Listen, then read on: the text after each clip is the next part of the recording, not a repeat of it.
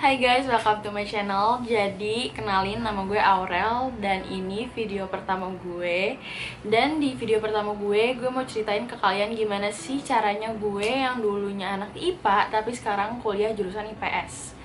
Buat kalian yang nggak tahu, sekarang gue lagi kuliah di Fakultas Hukum Universitas Indonesia semester 2. Dan gue masuk ke UI itu lewat jalur SBMPTN pakai nilai UTBK. Nah, sebelum mulai ke videonya, gue mau nekenin banget ke kalian kalau apa yang bakalan gue share nanti ini bener-bener pure pengalaman gue, bener-bener apa yang gue lakuin sampai gue bisa masuk ke UI. Jadi semoga aja kalian suka sama videonya dan gak usah basa-basi, just let's go. Jadi gue bakalan ngebahas dari alasan kenapa gue pengen pindah ke IPS. Jadi waktu gue SMA-nya IPA, gue tuh pengen banget kuliah ke jurusan kedokteran. Entah kedokteran umum, kedokteran hewan, atau kedokteran gigi. Gue tahu gue belagu banget, maunya itu doang. Tapi ya gimana, gue sukanya itu doang gitu kan. Karena satu dan lain hal, akhirnya gue nggak jadi ngambil jurusan itu. Terus gue udah coba-coba cari juga jurusan IPA yang gue suka, tapi nggak ada yang benar-benar gue minatin banget gitu loh. Waktu gue SMA itu, gue ada lintas minat, dimana dari kelas 10 sampai kelas 12 tuh gue belajar pelajaran IPS, yaitu gue belajar ekonomi.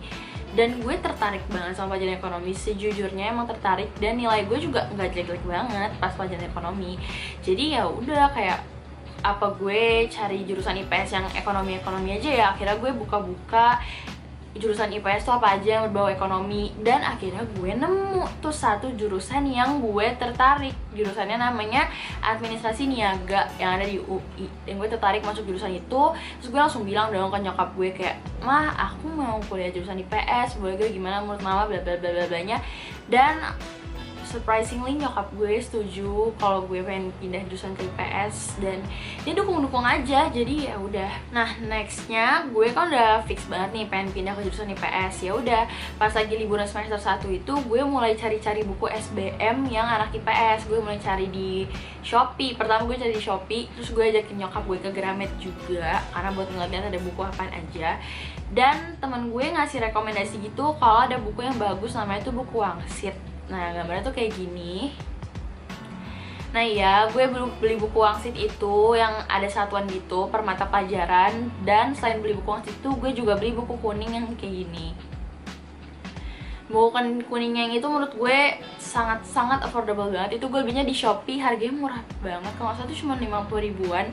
Tapi itu tuh gampang banget dibawa kemana-mana. Dan juga isinya tuh menurut gue udah top markot banget buat kalian yang mau leisure kayak gue. Karena jurusan IPS yang gue bener-bener tahu itu cuma ekonomi doang, kayak sosiologi, sejarah dunia, gue tuh nggak tahu apa-apa. Makanya pas lagi liburan semester 1 itu gue bikin jadwal gitu loh. Jujur gue anaknya emang planner banget. Jadi gue bikin gitu planner kayak minggu ini gue mau belajar apa, minggu depan gue mau belajar apa. Jadi gue tuh nargetin buat bisa ngabisin satu materi sosiologi gitu loh. Materi sosiologi, geografi, ekonomi, dan juga sejarah. Gue tuh bener-bener targetin buat bisa ngabisin semua materinya. At least gue baca deh materinya gitu. Selain gue belajar di rumah, gue juga bimbel kan. Nah, di tempat bimbel itu gue udah pindah. Gue nggak bimbel pelajaran IPA lagi, gue bimbel pelajarannya IPS. Dan selain bimbel, gue juga ikut les online. Waktu itu gue ikut Zenius. Gue emang ikut Zenius dan menurut gue ngebantu banget buat gue belajar di rumah. Jadi di rumah gue belajar ngejar materi IPS, dan di tempat les gue ngejar materi IPS juga sama anak-anak IPS yang lain, sama gurunya. Dan gue bisa nanya-nanya, dan juga mereka masih ngerjain soal gitu juga kan. Dan gue juga udah mulai ikut ngerjain soal, walaupun nilai gue jelek banget di antara semua anak IPS yang lain, tapi ya udah nggak apa-apa. Nah, waktu yang mulai semester 2 itu gue UN bulan April, 31 Maret kalau nggak salah itu gue UN. Nah, jadi dari Januari sampai bulan Maret itu, sampai gue UN tuh gue belajarnya masih nyampur gitu loh, IPA, IPS, IPA, IPS. Otak gue masih kayak pusing gitu kan, semua materi masuk gitu. Tapi gue dari diri gue sendiri tuh gue nentuin prioritas gitu. Prioritas gue tuh apa? Prioritas gue pengen masuk ke universitas yang gue mau dan jurusan IPS. That's why gue lebih fokusin ke IPS-nya daripada ke IPA. Tapi bukan berarti gue ngelepasin IPA gue gitu aja. Ya walaupun nilai UN IPA gue juga jelek. Kayak ya udah. Jadi intinya sampai gue UN itu gue masih yang ngejar-ngejar materi IPS. Pokoknya gue baca buku-buku yang tadi udah gue beli tuh, gue baca materinya sosiologi apa, geografi apa. Pakai planner itu loh, yang kayak minggu ini gue belajar sosiologi, minggu depan gue belajar geografi, kayak gitu. Gue anaknya emang sistematis gitu sih kayak. Tapi ya udah, this just work for me. Sampai nih akhirnya UN selesai, terus di tempat bimbel juga udah mulai intensif, dimana lesnya tuh masuk setiap hari. Jadi pas intensif itu kerjaan gue di tempat les bahas soal, terus pas gue sampai rumah gue review soalnya lagi. Dan sejujurnya di sini tuh gue udah selesai materi sosiologi, geografi, dan ekonomi. Seingat gue udah ngafalin, maksudnya udah selesai baca materi itu. Tapi sejarah bro, ini tuh banyak banget dan gue belum selesai. Kayak gue keteteran banget belajar sejarah, khususnya sejarah dunia. Kalau sejarah Indonesia karena gue belajar juga kan di sekolah dulu, dan masih adalah beberapa yang nyantol. Kalau sejarah dunia tuh kayak gue udah lama banget nggak belajar sejarah dunia, kayak gue udah lupa gitu. Oh ya, di sini gue juga les bimbel tambahan. Gue les bimbel tambahan tuh tadinya khusus matematika doang, tapi gurunya ini tuh bisa ngajarin UTBK kuantitatif juga loh. Jadi gue belajar les sama dia tuh kuantitatif dan juga MTK. Jadi sebenarnya gue lesnya dua nih, ada bimbel intensif sama privat. Tapi sebenarnya kalian gak harus les dua kayak gitu. Kalau kalian les di bimbel yang satu aja juga nggak apa-apa. Kalian juga bisa minta tambahan ke gurunya. Cuman ya udah, pada saat itu gue tambahan les privat di rumah khusus matematika dan kuantitatif itu. Nah, selain gue belajar dan ngerjain soal dari bimbel, ini tuh penting banget gue ikut tryout online. Di Instagram itu banyak banget tryout online. Waktu itu gue ikut dari yang nama IG-nya tuh Eduka System, dimana tuh dia tuh UTBK-nya tuh pakai laptop gue ngerjainnya, dan sistemnya tuh beneran kayak UTBK beneran gitu, ada waktunya, terus soal-soalnya kayak UTBK yang emang zaman sekarang gitu. Dan menurut gue ngebantu banget sih, karena jadi ngelatih gue gitu loh. Kayak sebelum gue UTBK beneran, the real UTBK, gue ada tryout online yang mirip-mirip UTBK. Jadi menurut gue itu ngebantu banget, dan harus banget kalian coba-coba tryout online. Dan gue ngerjain tryout online-nya pun gak sendiri, gue ngajak temen-temen gue ngerjain di rumah rame-rame, atau enggak gue ngerjain tryout online-nya di tempat kopi.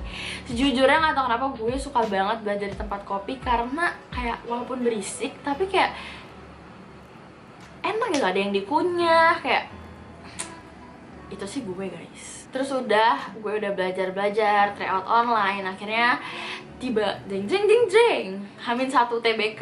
Panik, iya panik banget jujur. Gue Hamin 1 TBK mau review semuanya juga gue takut blank, jadi kayak gak banyak yang gue review. Gue lebih ke yang santai aja sih Hamin 1 TBK, kayak gak mau nambahin beban pikiran gue, dan juga berdoa jangan lupa.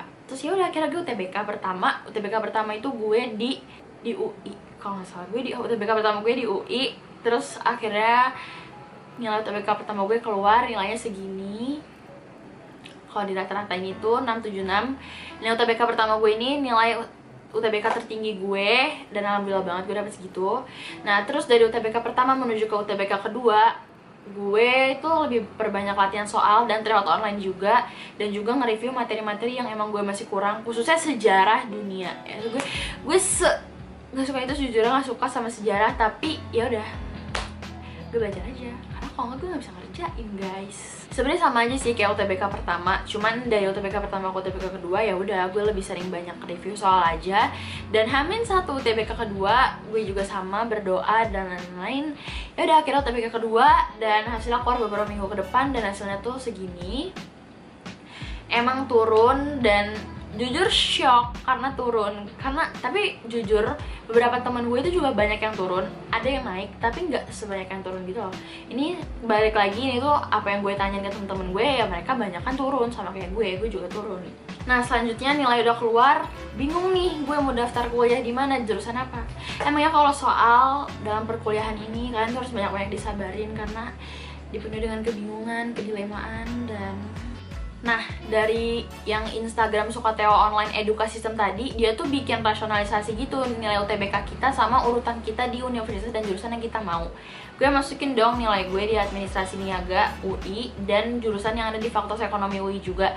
Tapi nilai gue tuh udah rada-rada ke bawah gitu kalau di Eduka, dan karena gue takut, gue cari jurusan lain. Tibalah gue di jurusan hukum. Pas gue masukin di jurusan hukum itu, gue urutan, pokoknya kan kuotanya tuh 176. Gue tuh urutan 70-an kalau nggak salah di Eduka. Dan gue tuh mikirnya kayak, alhamdulillah banget nih di Eduka gue setengahnya. Kalau seandainya se-Indonesia mungkin masih bisa kali ya masuk hukum gitu kan. Tapi sebenarnya gue gak pernah kepikiran sama sekali gue mau masuk hukum. Gue langsung riset ke cutting gue, ke kakak kelas gue yang kuliah di jurusan hukum, gimana-gimana. Dan katanya di UI sendiri hukumnya itu punya banyak peminatan lagi nanti. Dan salah satunya peminatan ekonomi, hukum ekonomi. Nah itu kenapa gue udah bulet banget tekad gue saat itu kayak, oke deh gue mau ngambil jurusan hukum karena kayaknya cakupannya luas juga dan nanti bakal ada peminatannya lagi. Jadi ya udah, gue masukin pilihan pertama gue hukum UI, dan yang kedua itu manajemen komunikasi Unpad. Nah di manajemen komunikasi Unpad sendiri, kalau di Eduka tadi gue itu urutan ketiga atau berapa gitu, dari nggak nyampe 1 sih tapi kuotanya seingat gue. Nah udah, sambil nunggu pengumuman UTBK gue lebih yang santai, terus kayak berdoa. Terus gue juga daftar SIMAK juga, dan kadang kalau lagi ada moodnya gue baca-baca sedikit materi buat SIMAK, jaga-jaga kan gak ada yang tahu gue keterima atau enggak. Dan akhirnya pada tanggal 9 Juli 2019 alhamdulillah banget, pas gue buka itu website LTMPT, gue keterima di Fakultas Hukum Universitas Indonesia. Gue juga langsung nangis, kayak gue gak nyangka aja gue bisa keterima di UI. Kayak ya udah. Mungkin itu sih pengalaman gue yang bisa gue sharing ke kalian. Intinya tuh kalian tuh banyak-banyakin berdoa dan niat, itu penting banget. Karena kayak kalian tuh jangan cuma ngandelin bimbel doang. Kalau dari diri kalian sendiri nggak niat, ya susah. Maksud gue, ya kalian bimbel tapi di rumah ya udah kalian belajar juga, jangan cuma ngandelin bimbel doang. Ini menurut gue ya.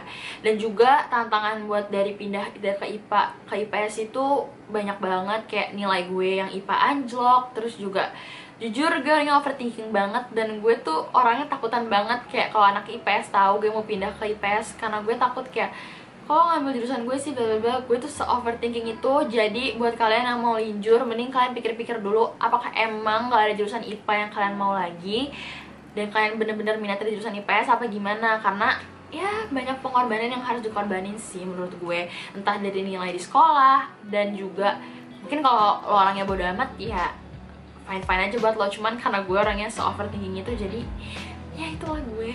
Jadi guys, intinya gue mau ngucapin semangat sama kalian para pejuang PTN tahun ini dan tahun-tahun berikutnya. Semoga video yang gue kasih ini bisa bermanfaat buat kalian. Dan juga kalau kalian suka videonya, jangan lupa like, comment, dan subscribe videonya. Dan tungguin terus video-video YouTube gue selanjutnya. Dan sorry banget kalau videonya masih jelek apa gimana. Gue sangat-sangat menerima kritikan dan masukan dari kalian, karena ini juga video pertama gue. So, see you on my next video. Bye.